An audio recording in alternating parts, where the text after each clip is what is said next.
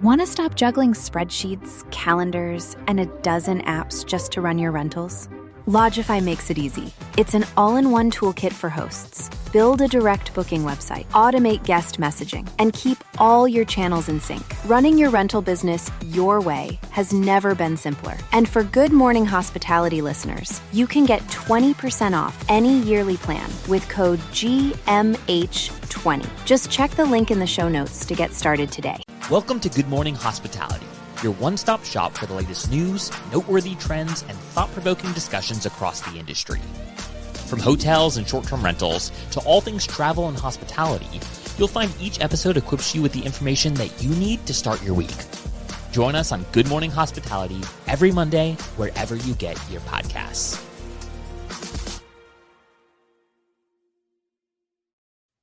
Good morning. Dang it. Brandy, always beating me. Beating me. Good morning, guys.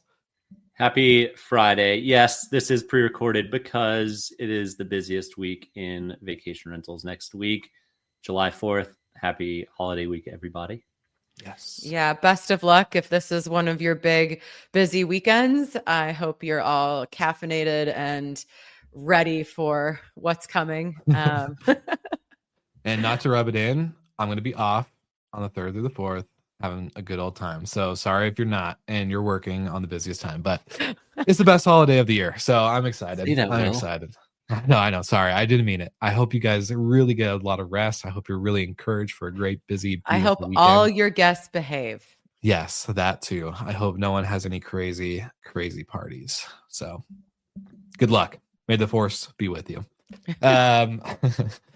No, but all good. So we are pre-recording. Happy Friday, as Michael said, and some fun topics today. Brandy, how was the week, though? Before we get into all the fun stuff, it seems like we're all keeping busy. Yeah, the week is good. You know, I normally have like a pretty crazy summer lined up, but it's actually pretty chill right now. So trying to do some like self-care, some home projects, just keeping it low key. And where's Mia today? Mia is hiding underneath my bed. So unfortunately, She is not making an appearance behind me today. Dang it. Hopefully she'll find her perch throughout the episode. That's my goal. Golden, how about you? How's the week? It's good. I was out in Arizona, as we all found out on Monday last week, but had a good time, nice and hot, but not too bad. And home now, ready for the holiday week. Yes, same. The kiddos getting excited about fireworks and all the festivities. Barbecuing. Yeah. Yep.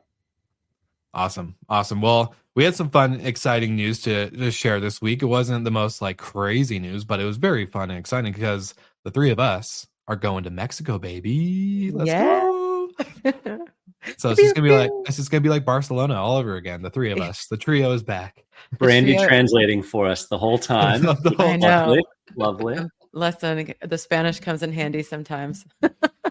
And I've heard incredible things about Guestival for the 10 years I've been in the industry, and for all sorts of reasons, I've never been able to attend. And so I'm super excited to get there. It's a lot closer this time, being in Mexico City, so that the convenience factor is a home run. And yeah, I'm excited. I've heard they host quite the conference, but even more so have heck of parties on that. I can attest to that. The last time we were in a foreign country together, I had just come from Guestival, and I was like, this is hands down the best conference I've been to. I know it's not like the main reason you go to a conference, but the food was the best conference food I've had.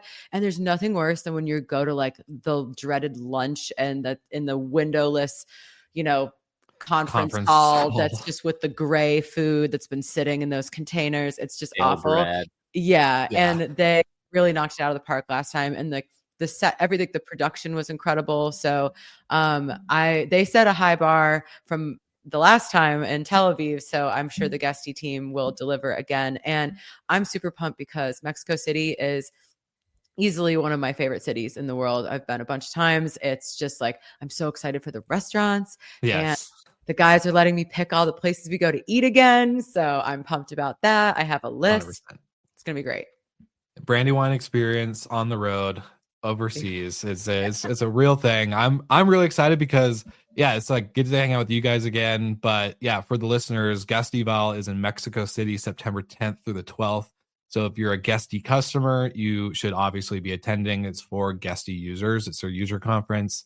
But if you're not a user of Guesty and have been interested, this is a great way to get exposed to that ecosystem and others that are using it and get to ask questions. So I'm excited they let us become the official podcast partner. Plus, I think we need to have a couple moderations on stage, a couple other little fun, exciting conversations to have at the event. So shout out to Guesty for bringing in Good Morning Hospitality to have them, step up that conference game a little bit with some media. Yeah, and I do have to say, go ahead. Unlike some of the other user conferences, you don't have to be a user to go to Guest Eval, so it's open for everybody.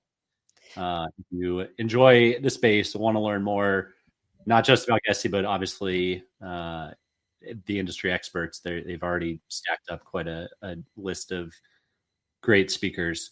I think it'll be worthwhile and always a good time. Kickoff conferences. Yeah, I think that's the great thing. Even if you obviously if you are a Guesty user, it's great because you could just talk to other users, kind of troubleshoot, get ideas and inspiration. But then if you're on the fence, if you're going through your sales process, this is a great time to really get all of your questions out in person and not just ask your sales rep, but different people who work in the company, different people, different operators and different people within their company. So you can kind of see the whole system and how it works and people's experience. So and they do throw really incredible parties. So that's which is important in the conference game. It's Mexico City. You got to have a good party with it. I'm sure there's going to be tons of margaritas flying around the room. It's very exciting. Very, very exciting. So shout out to Guesty. And also just another shout out. If you, like Michael said, aren't a member or a user of Guesty, it's really cool because if you've heard, us talking about Steve Schwab on the show or having Steve on the show or any of these bigger brand names with Costco and Vicasa or any other name out there, you're probably going to see them on stage. So it's a really good opportunity to get in the room with the big players and people that are making moves and changes in the industry. So it's just a good all around conference. I'm excited. Can't wait for Mexico City. All right, you two. So we had some interesting articles pop up as we were prepping for this episode. One that we kind of thought we would have seen maybe a little bit sooner, and is the transition of Sonder's CEO and founder transitioning out of the business and chairperson named the new intermediate boss. So, Brandy, you're in the multi-family space. It's just natural to talk to you about it. So, thoughts around this? Yeah. So, Davidson leaving now it's interesting because like we said, they've been kind of publicly embattled for quite some time. I give him credit for hanging on for as long. Usually, once you kind of make these bigger leaps through different rounds of funding, going public, the leadership team usually gets rotated out for people that have the experience. And especially when things aren't going well, you want someone who has experience righting a ship. So congratulations for hanging on this long. And also, we are critical a lot of the decisions that they've made, but they've run a business for this long. It takes a lot of, intelligence and grit to kind of muscle through some of these really difficult times. So hopefully he's enjoying the money that he's made and taking some time off, and with their, the new leadership, maybe they can right the ship, because it's definitely been difficult for Sonder over there. Yeah. I'm sure with the Marriott deal, there's got to be some pressure in order to really start performing now. So I'm sure this is kind of one of those things. It's look, I know as a founder, I don't want to be the CEO forever, right? As a founder, you kind of want to be vision and not operator, CEO reporting to the board all the time. So I don't know. I think it's probably a good transition, and let a hired gun come in and truly make the company what it needs to be for the expectations that are set by Marriott or other stakeholders. Yeah, the accomplishments are certainly there. Building a company from zero, from when you were in college up to going public and then signing 20-year contracts with Marriott. kudos to all the successes. The flip side is I am, just given where the stock price is, absolutely shocked that he was able to hold on this long post IPO. That I don't know Francis personally, but that must be a testament to his command and understanding and smarts to be able to hang on that long. So good luck in whatever's next, Francis. I think this marks a new era for the space too, because it took, once Eric Brion was out at Vacasa, it took 2 years or so, and then they ended up selling, something like that. I've got my timelines wrong. Somebody can fact check me, but it might be too little, too late at this point. I hope not. Again, we all root for the companies in the space to succeed. I hope they can figure it out and right the track, but only time will tell. Well, it's kind of crazy if you just look at, like you were saying, the era that we're in right now. It's completely changing. Vacasa now under Costago, Sonder now going under new leadership. Brands are constantly going through some stuff, and I know the three of us are seeing the writing on the wall, right? Where there's just a lot of change happening in the space, in private conversations and in public ones on podcasts like this or platforms like this. And it really is a shift. It's a shift across the industry. Robin Craig, and even selling a majority stake of Moving Mountains and other things like this. It's a interesting period to watch. So it's been really cool to and go ahead, Michael. And one of the darlings of the industry when I started 10 years ago in the space was a company called OneFineStay. And OneFineStay, if you're unfamiliar, plays in the super luxury space. They started out, they did some master leasing, but they took a pretty healthy 40% management fee, built some of the best city center properties globally. They ended up selling to Accor. Again, timelines might be wrong here, 5-6 years ago. And since then, when they sold, they had 7,000 listings. And today they're at 3,000 listings. So they've continued to churn. So they sold in 2016, so 9 years ago. And then they've been just a little off, Michael, just a little off.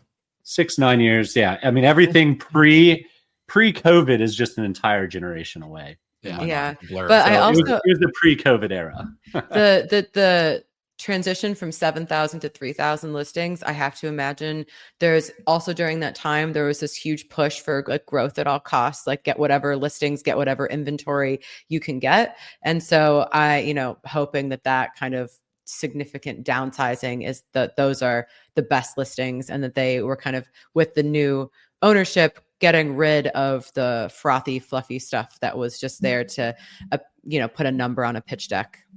100%. And for the true GMH loyalists who listen to not just us, but our GMH EU group or any of our other GMH sections, Leo, who is obviously with our European group, he was early with OneFineStay, and I just reached out to him on WhatsApp and was like, hey, we're covering this on the show. Any comments or anything that we should know? And one of the things he was like, yeah, they've always been a business of service. That's what they're truly at. Their core business is service. It was never volume. So to that point, 7,000 listings to 3,000 shows they were never about volume. They're always about service. And so it's interesting to see how this is kind of shifted throughout the time of, the transition with the core and, everything that goes into it. So it's been, interesting to see. And I hope that this deal, I guess, makes sense. We'll see. And the reason we're talking about OneFineStay is because they've just been acquired by Exclusive Resorts from Accor. So they're taking a majority share of OneFineStay, and Exclusive Resorts, for those who are unfamiliar, is a members club. They own a bunch of super high-end real estate globally. So it's blending the luxury and service that OneFineStay is known to have, and blending it with this members club. So I'll be interested to see how this plays out, because exclusive resorts properties are typically not listed on the OTAs. It is very exclusive, as the name would suggest. It is basically a real estate country club where you can go travel the world, stay in super nice places, and it's kind of shut off to the rest of the world. I think there's 4,500 families that are part of the club, the membership. So OneFineStay could mark a signal for them wanting to monetize their existing inventory outside of their membership base, which then kind of defeats the purpose of the membership base. It makes it less exclusive. That very fair, but it opens up an entire channel of everyone else in the world besides those 4,500 people. Yeah, it's like a sub brand, basically. And when we were doing some research for the show, I was looking at their website, and those properties are so nice. I would want that. If I was paying, I'm sure the fees are crazy. I would want those places not to be, I wouldn't want the riffraff getting into my properties. It's really, really nice.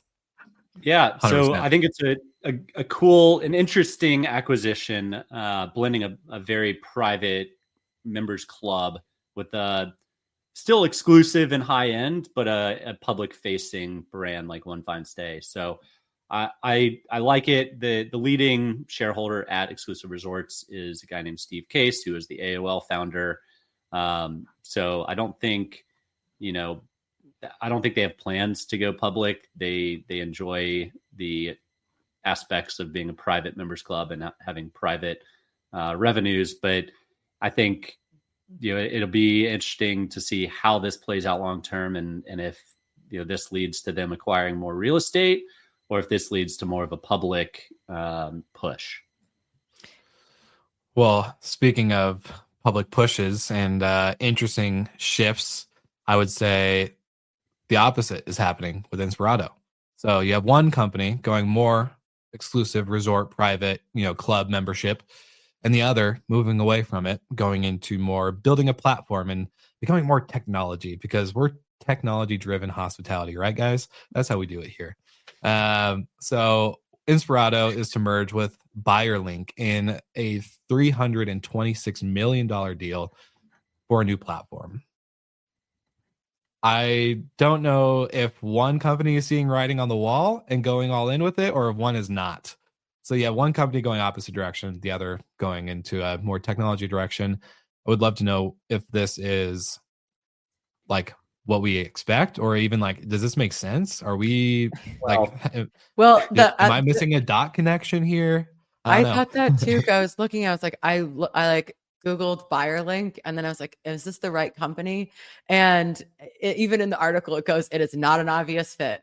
And so, but taking chances in like a company that has been successful in these more like auction platform based websites, and applying that to, Inspirato, which has also been kind of publicly struggling. And I think that you're right. These are two sides of like where the industry is going. One is doubling down on luxury, which traditionally does well even in hard times. And the other is trying to make their platform, more successful, more available, more tech forward. And that's kind of the other side. In the middle just gets kind of erased, I think. Yeah. And sometimes you buy companies for their cash flow. And there's also it might not make full sense, but if it keeps your core business or the business that you're passionate about alive, and you can cash flow the rest of the way, then I'd be shocked if anybody in the vacation rental industry has heard of Buyerlink before. Yeah. So it's or the hotel. I'd be surprised if anyone listening to this show has been understands who Buyerlink is or heard of him. Totally out of left field. But the reasoning that the CEO of Inspirato is giving is it helps them become experts in digital marketing and building marketplaces. And Inspirato, I think, has had an identity crisis over the past 8 years or so. They were a club like Exclusive Resorts. They didn't own the inventory like Exclusive Resorts, to the best of my memory. But now, they are shifting more public facing. They were part of the SPAC surge back in the SPAC craze that Sonder was also caught up in. But SPAC babies. There's SPAC babies, Vacasa as well. But, I think if they do ultimately turn Inspirato into a luxury OTA with the expertise of Buyerlink and building it on the backs of Buyerlink's cash flows, then there could be some logic behind it. So the addition of yet another platform. So how do you guys, we talk so much about the OTAs, and you have the big boys, Expedia, Booking, Airbnb, how do you see these other platforms? Like, do you feel confident that there's room for more platforms and OTAs out there? I'll say I like the way Michael phrased this one. I would feel confident in this becoming an OTA. I would feel confident in Vacasa becoming an OTA, because I know Steve kind of mentioned that with that brand, like it's already bringing in such great traffic. It would be a shame to kill it, right? So that makes sense. There's already audience and eyeballs, but starting a new one, heck no. I would be the customer acquisition, the growth at all costs, and the way that you really only can make money is by having that audience. And if you don't have the audience, you might as well not waste your time by getting inventory. That's my opinion, because it's just it's a huge like chicken or the egg game. And right now the audience is key.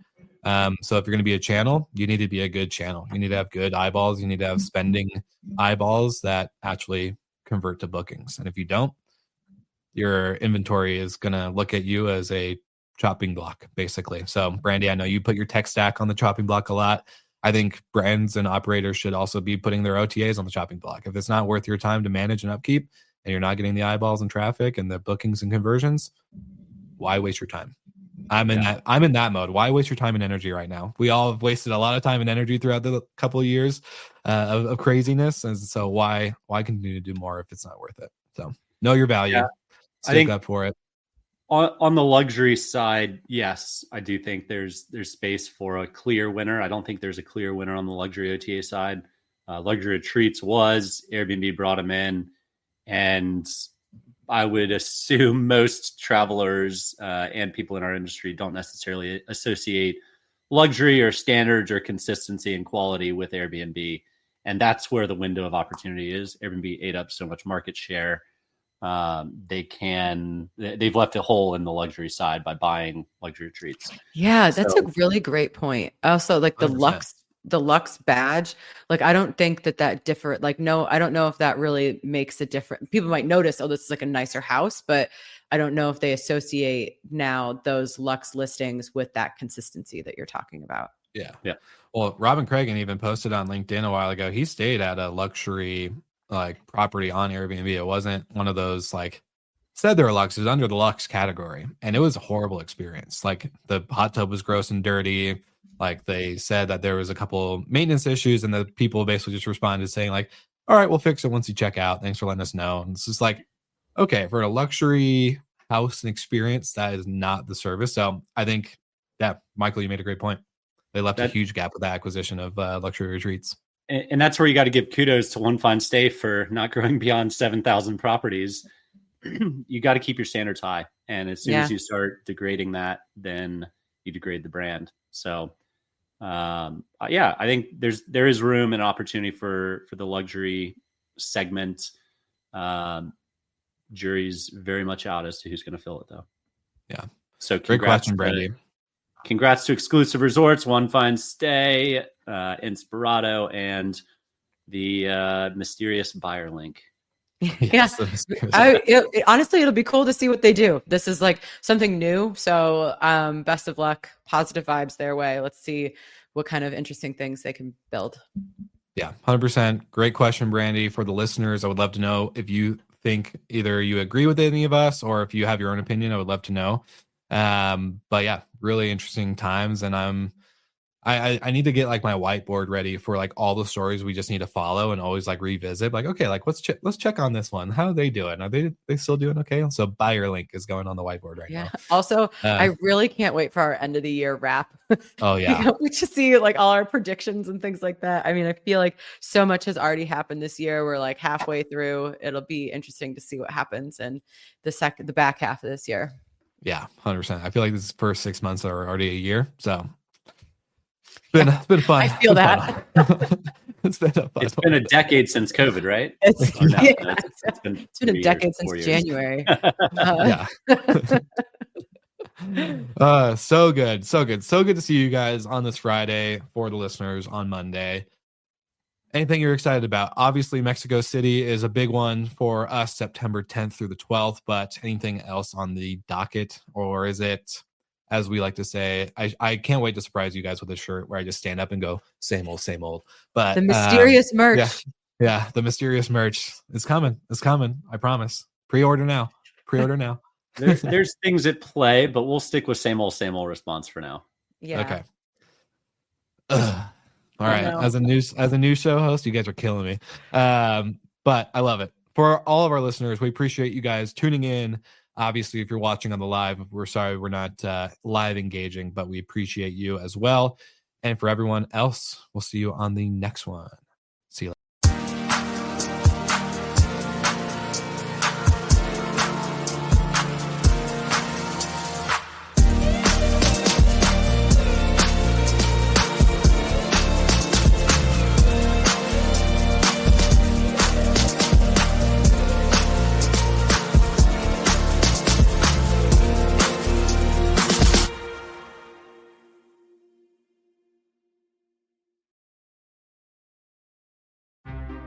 Want to stop juggling spreadsheets, calendars, and a dozen apps just to run your rentals? Lodgify makes it easy. It's an all-in-one toolkit for hosts. Build a direct booking website, automate guest messaging, and keep all your channels in sync. Running your rental business your way has never been simpler. And for Good Morning Hospitality listeners, you can get 20% off any yearly plan with code GMH20. Just check the link in the show notes to get started today.